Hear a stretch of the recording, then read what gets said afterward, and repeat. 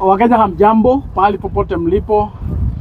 Ni mimi wenu Isaac Mungai ama kijana msafi, na mimi ndio youth leader wa chama cha DCP katika kaunti ya Kiambu, na nimekuja hapa kwanza nipeane pole zangu kama kiongozi wa vijana kwa familia ya Mheshimiwa Johana Ng'eno, mbunge kutoka kule Narok County, ambaye alipata ajali siku ya Jumamosi. Na ni huzuni kupoteza kiongozi, kwa sababu amekuwa mbunge katika bunge la kitaifa na amekuwa kiongozi hasa katika mstari wa mbele akitetea jamii ya Wakipsigis kule kaunti ya Narok. Kwa hivyo basi, mimi kama kiongozi wa vijana nipatiane pole zangu kwa familia yake kwa yale ambayo yamefanyika. Jua ni huzuni, kwa sababu Ng'eno alikuwa baba ya watoto, alikuwa mzee ya mtu, na pia alikuwa mtoto ya mtu, na alikuwa kiongozi katika bunge la kitaifa. Kwa hivyo sisi kwa jumla kama Wakenya amekuwa kiongozi wetu. Kwa hivyo basi nipatiane pole zangu kwa familia. Mungu ailaze roho ya Johana Ng'eno mahali pema. Vile vile iko watu wanaongea mingi kama kina Oscar Sudi. Na juzi nimesikia kitusi Mheshimiwa Rigathi Gachagua kiongozi wetu. Na mimi nataka niambie Oscar Sudi, tunajua ya kwamba mko na wasiwasi kwa sababu huenda ikawa uchunguzi kifanyika nyinyi ndio wahusika wakuu. Na pengine ndio maana mnawashwa na yale ambaye Rigiji aliongea. Mimi nataka niseme ya kwamba Rigiji aliongea kama kiongozi wa kitaifa, na wakati Mheshimiwa Ng'eno walipata ajali, hiyo ajali, hiyo story ilipeperushwa katika mitandao, na baada ya masaa mawili kila Mkenya alikuwa anajua yale ambayo yamefanyika. Picha zilikuwa zimejazwa kila mahali. Na ni katika hiyo harakati kiongozi wetu alikuwa na mkutano kule Nakuru ya kuongea na wananchi, akasema ya kwamba kwa sababu tumepoteza kiongozi, na ni kiongozi wa kitaifa, na ni mbunge amechaguliwa na Wakenya, na ni kiongozi ambaye pia alikuwa rafiki yangu, akasema ya kwamba ni vizuri wasimame, wanyamaze kama ishara ya heshima kwa Johana Ng'eno. Hivyo ndivyo kiongozi wetu Rigiji alisema. Na baada ya hiyo kupatiana heshima, akasema ya kwamba yeye angependekeza hiyo ajali ya ndege uchunguzi ifanyike, ili familia na marafiki na Wakenya kwa jumla wajue hasa kile ambacho kimefanyika. Kiongozi wetu akapata ajali ya ndege na akachomeka. Mimi nataka niulize Oscar Sudi, sasa Rigiji kusema ya kwamba angetaka uchunguzi ifanyike ili tujue nini ilisababisha ndege kuanguka, kiongozi akakufa, ili familia, jamaa na marafiki na Wakenya kwa jumla wapate haki. Kwani Rigiji akisema hivyo shida iko wapi? Kwa nini mnawashwa? Kwa nini mnatusiana? Kwa nini mnaongea mbaya? Na Rigiji hakusema Oscar Sudi ameua Ng'eno. Rigiji hakusema Aaron Cheruiyot ama Murkomen ameua Ng'eno. Rigiji hakusema ati William Ruto ameua Ng'eno. Ile kitu alisema kama kiongozi wa kitaifa, alisema ya kwamba kwa sababu si kawaida kupata ajali ya ndege, akasema ni vizuri uchunguzi ifanyike ili ijulikane mbunge wetu amepata ajali kwa njia namna gani, ama ni vipi ndege inachomeka kwa hewa na kiongozi amekufa. Na hivyo ndivyo imekuwa hata hapo awali. Zile ajali zote zimefanyika za ndege, za barabarani, kiongozi akihusika, inakuanga desturi, inakuanga kawaida, lazima uchunguzi ifanyike ili familia, jamaa na marafiki na Wakenya kwa jumla wajue ukweli na wapate haki kisheria. Kwa hivyo mimi nataka niseme ya kwamba mkiona wale majamaa wanatusiana, mkiona Oscar Sudi vile ambavyo anaongea natusiana, basi ina maana pengine iko kitu anajua sisi hatujui. Iko kitu anajua pengine sisi hatujui. Na nimekuja hapa kukemea wale mabloggers ambao walipatiwa kazi na Oscar Sudi, wakaandika ya kwamba wakachukua video kwa mitandao ya Rigiji akiongea akiwa katika Nakuru, wakachukua video Rigiji akiongea akiwa katika Nakuru. Hiyo video wakaiedit, wameiweka ionekane ya kwamba eti Rigiji anasema ya kwamba anafurahia Mheshimiwa Ng'eno amekufa. Hiyo ni kazi ya mabloggers, mashetani, mapepo wale wamelipwa na Oscar Sudi, wajinga walaghai wale wamelipwa na Oscar Sudi. Mheshimiwa Rigathi Gachagua, matamshi yake siku ya Jumamosi katika mkutano kule Nakuru, ili aliongea iko wazi. Aliambia Wakenya wasimame kama ishara ya heshima ya mwisho kwa sababu kiongozi ameaga. Na kisha akazidizia kusema ya kwamba Ng'eno amekuwa rafiki yake kisiasa, wamefanya mengi kisiasa na walikuwa wanashirikiana kisiasa. Akasema ya kwamba angetaka ichunguzwe kwa sababu alikuwa rafiki yake kisiasa. Hivyo ndivyo Mheshimiwa Rigathi alisema. Kwa hivyo hao mabloggers wanaeneza upuzi hapa, wameedit ma video under instructions of Oscar Sudi. Nyinyi mnakosea heshima familia ya Johana Ng'eno. Mnakosea heshima familia ya Johana Ng'eno. Kitu ingine tukiwa hapo, siku ya jana Mheshimiwa Rigathi akiwa kwa kanisa alielezea uhusiano yake vile ambavyo imekuwa na Mheshimiwa Johana Ng'eno. Na Wakenya wanajua ni wazi ya kwamba wakati kina Ichung'wah and the rest walianza kusema ya kwamba wataimpeach Rigathi Gachagua, inasemekananga akiwa Kisumu kwa hoteli, William Ruto alimtumia watu wakarekod vile ambavyo alikuwa anaongea akiwa kwa room yake ya kulala.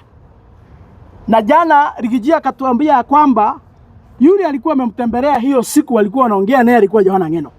Na Johana Ng'eno, it is on record, it is in a public domain. Wakati wa impeachment alisimama sana na kudefend Rigathi Gachagua. In fact, katika Rift Valley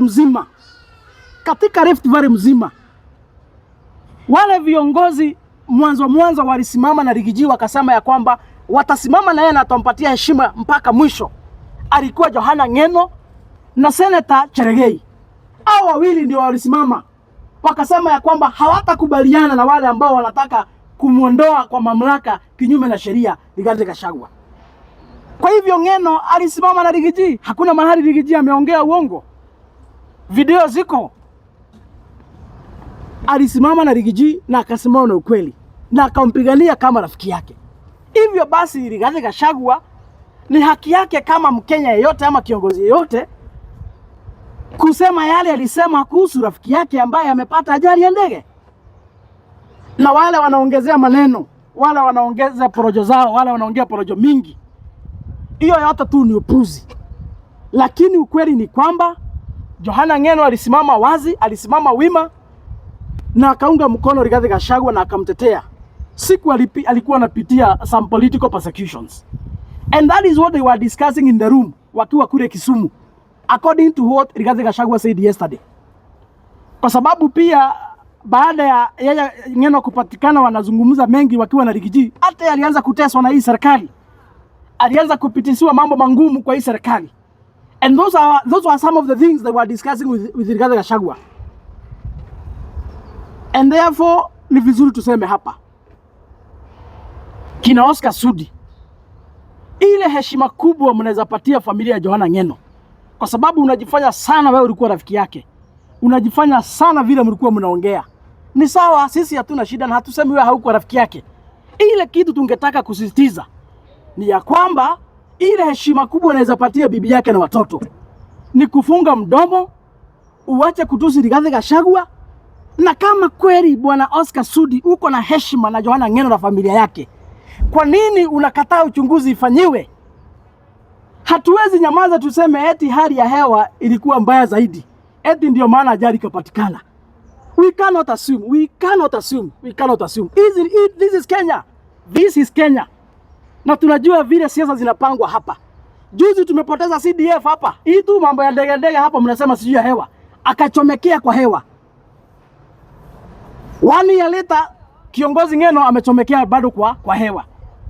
So hatuwezi nyamaza tuseme ya kwamba ni ajali za kawaida. And in the case Oscar Sudi, even if ni accident tu ya kawaida, kwani iko makosa kuchunguza tujue kwa nini yule pilot alikubali kuendesha ndege na anaona hewa haikuwa sawa. Kwani iko makosa kuchunguza? Hakuna makosa kuchunguza. Na kama mnaheshimu Johana Ng'eno na familia yake, ile kitu mnafaa kuambia Rais wa Jamhuri ya Kenya na idara ya polisi, idara ya upelelezi, ni ya kwamba waharakishe kuhakikisha kwamba wamefanya uchunguzi, ili familia kabla wazike baba yao, kabla wazike mtoto yao, kabla Wakenya wazike kiongozi wao, kwanza wajue nini kiliendelea. Hiyo ni ile haki tunaweza patia ile familia. Kwa sababu unajua, ni vizuri tuambiane ukweli. Katika jamii ya Kipsigis, yule kiongozi ambaye alisimama kuwatetea usiku na mchana, yule mtu alikabiliana na mapolisi. Siku huko Narok kumekuwa na vita ya mashamba, yule mtu alisimama mchana wazi akakabiliana na mapolisi, wala walikuwa wanasababisha maafa katika hiyo vita ya mashamba, alikuwa Johana Ng'eno. Na iko wazi na kwamba Johana Ng'eno amekosana na serikali mingi, hata wakati wa Mheshimiwa Uhuru Kenyatta akitetea jamii yake ya Kipsigis. Kama iko siku Johana Ng'eno ametetea watu wake, kama iko siku Johana Ng'eno amekosana na serikali, si kwa sababu eti yeye alikuwa anauza mihandarati, si kwa sababu yeye eti alikuwa mwizi, si kwa sababu eti yeye alikuwa na biashara za magendo. Kama iko siku Johana Ng'eno amekosana na serikali yoyote, ni kwa sababu alikuwa anatetea watu wake wa Kipsigis. Na ndio maana amekuwa katika mstari wa mbele kuteteza na kuuliza serikali maswali. Kwa hivyo hilo jambo hatuwezi lichukulia kwa urahisi, kwa sababu mtindo wa hii serikali, wakiona mtu anasimama na kutetea jamii yake ama kutetea wale ambao wamemchagua, kawaida wanaanza kumtishia, kawaida wanaanza kumzungusha, kawaida wanaanza kumtesa. Na ndio maana hatuwezi chukulia hili jambo kwa urahisi, kwa sababu tunajua Johana Ng'eno amekuwa katika mstari wa mbele akitetea watu wa Kipsigis. Na watu wa Kipsigis wanajua hivi. Watu wa Kipsigis wanajua hivi, na nimeona hata jana waliongea wakasema ya kwamba wangetaka Matiang'i, wangetaka Rigathi Gachagua, wangetaka Martha, wangetaka hao viongozi wote washikane kusukuma serikali ifanye upelelezi na ifanye uchunguzi. Kwa hivyo niambie Sudi, hiyo matusi utapeleka pengine. Na sisi tumechoka kama jamii bana. Umetusi Rigathi ya kutosha. Umetusi Rigathi ya kutosha. Hata kama uko na shida na yeye, hata kama iko kitu yako alikula bwana Oscar Sudi, tokea utuambie unadai Rigathi hii na hii na hii. Lakini hawezi kuwa kila siku ukiamuka hapa ukikosana na girlfriend yako bwana Oscar Sudi, ukivuta bangi, ukivuta shisha, ukivuta kuberi, ukikunywa pombe, eti kazi yako ni kuamuka tu bangi yako itakuonyesha utusi Rigathi Gachagua. Hiyo puzi hatutakubali Sudi. Hiyo puzi hatutakubali. Na iko mahali itafika hata sisi tutakuja tu kwako Oscar Sudi. Wacha tu nikwambie hapa kwa kamera. Kwa sababu juzi Rigiji ameongea na akatuwekea audio vile ambavyo ulimtusi siku nyingine hapo. Jana umerudia hiyo makosa. Nataka nikuambie, tunajua nyinyi ndio serikali. Tunajua nyinyi ni ma-expert wa kuuana na kufanya abduction. Lakini hiyo haitafanya tuogope, kwa sababu hata wewe uko na makende mbili kama sisi. Na ile kitu tutafanya sasa mahali imefika, bwana Oscar, tutakuja kwako. Tutakuja kwako. Uandae chai, utapata wageni hivi karibuni. Tutakuja kwa hiyo boma yako uandae chai. Tutakuja kwa hiyo boma yako, tutaketi chini Oscar Sudi. Sisi ni wanaume, hakuna mtu akona makende tatu, uko na mbili kama sisi. Tutaketi chini. Na utatuambia nini kila siku ukiamuka unatusi Rigathi Gachagua. Rigathi sio bibi yako bana. Heshimu yeye, na hata kama hauoni maana yake, sisi kama jamii ni kiongozi yetu hapa. Sisi kama Wakenya ni kiongozi wetu. Rigathi Gachagua is the identity of one-term movement. Rigathi Gachagua is the key principle in the united opposition. Rigathi Gachagua is the man God is going to use to liberate this country. Rigathi Gachagua is the man God has chosen to bring changes in this country. And therefore, bwana Oscar Sudi, tutakuja kwako kwa boma yako na tutaketi chini, utatuambia shida yako na Rigathi ni nini. Lakini hatutavumilia tena hii matusi. Hatutavumilia tena hii matusi. Mlimtusi hivyo wakati alikuwa naibu wa rais, mlimtoa kwa kiti Kasia nyinyi. Hamwezi endelea kumtusi na yeye alitoka kwa serikali. Hana deni yenu, hakuna deni yenu wako naye. Na kama mnaona yeye ndiye atazuia huyo mtu wenu apate kiti, atazuia, na William Ruto hatapata kiti. Hatapata kiti. For so long as Rigathi Gachagua ako uhai, William Ruto hatapata kiti. Rigathi Gachagua is the determinant in this election. He is a man God is going to use to make sure William Ruto serves one term as a president. Hiyo ndio ukweli, mpende msipende. Na kama iko kitu mtafanya mfanye. Hatuwezi kuwa tunasumbuana hapa kila wakati. Tumevumilia mingi. Yale mlifanya mkamtoa kwa serikali, mkamtoa kwa kiti. Kinyume na sheria. Mkafanya ukora yote na ile upuzi yote mlifanya mkamtoa kwa kiti. Mlifanya hiyo yote na tulivumilia. Saa hii yeye ni kiongozi wetu hapo wa jamii na ni kiongozi wa kitaifa na ni kiongozi wa chama cha DCP, chama ambayo iko na wafuasi katika jamhuri hii. Na hivyo kama hutaheshimu, unajua mlishi kutusi Uhuru Kenyatta hapa, tunanyamaza tu kwa sababu alikuwa rais. Tulinyamaza kama jamii tu kuongea, mkamtusi. Na baada ya kutusi Uhuru Kenyatta tukawalipa na mazuri tukawapatia kiti. Saa hii mmekula mmeshiba, kazi yenu ni kutapikia watu. Hiyo kiburi tunaizima. Bwana Oscar Sudi, hiyo kiburi tunaizima. Hiyo kiburi tunaizima. In the next 1.5 years. Hiyo kiburi tutaizima. Tutaizima sana. So sitaki kuzungumza kuzidi hapo. Ile kitu tumesisitiza ni ya kwamba jamii ya Johana Ng'eno wapatiwe heshima yao. Na kupatia hiyo familia heshima na haki ni kuhakikisha kwamba uchunguzi umefanyika. Na si Johana Ng'eno peke yake, kwa sababu katika ile ndege walikuwa na watu wengine ambao ni watu watano. Pia hao ni watoto wa watu. Pia hao jamii zao zinalia. Kwa hivyo hizi familia zote 6 watu wao waliangamia katika ile ajali. Njia ya kupatia heshima ni kuhakikisha kwamba tumewafanyia haki, uchunguzi ifanyiwe. Na sisi hakuna mtu tunawekelea lawama. Isipokuwa ni Oscar Sudi analialia mapema. Ni kama anajua iko kitu anajua hatujui. Sisi hakuna mtu tumewekelea lawama. Rigiji hakuna mtu ametaja. Hatujawekelea mtu yote lawama. Ni kusema tunasema ya kwamba idara ya polisi, washikane wafanye uchunguzi kwa haraka. Kabla tuzike hao watu tujue ukweli. Hiyo tu ndio tunataka, ni haki yetu sisi kama Wakenya kuitisha haki. Lakini mkileta upuzi, hata sisi tunaleta upuzi.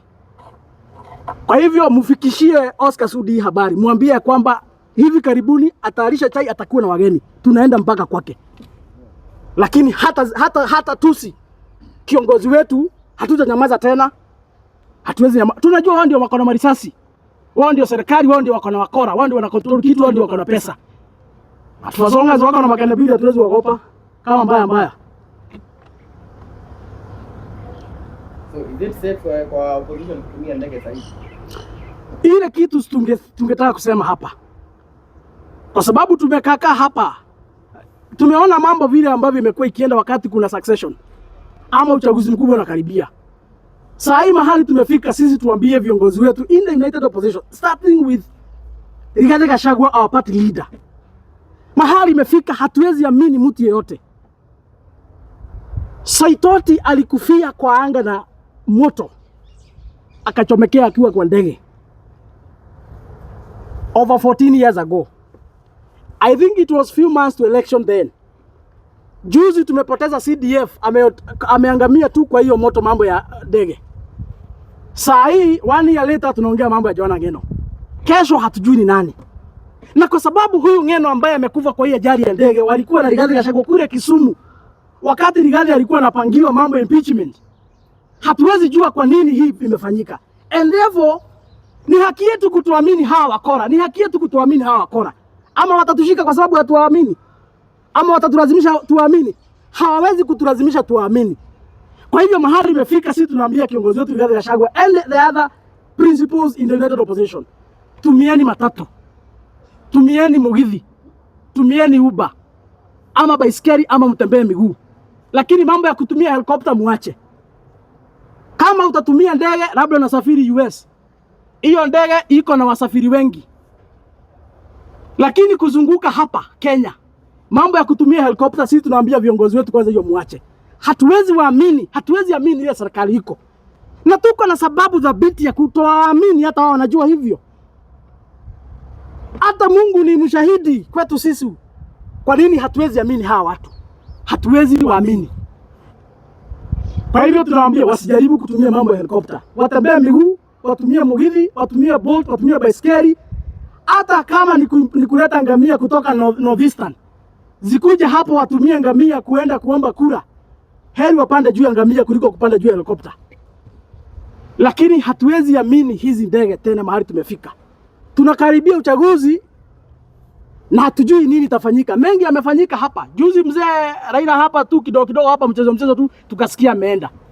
Sisi hatuwekelei mtu lawama, lakini ukweli ni ya kwamba mzee kidogo tu alituchekesha hapa, within 2 weeks tukasikia mzee ameenda. CDF akaenda, huyu ni Ng'eno ameenda. Bado mwaka moja na nusu tuchaguane, hatujui nini ingine itafanyika hapo katikati.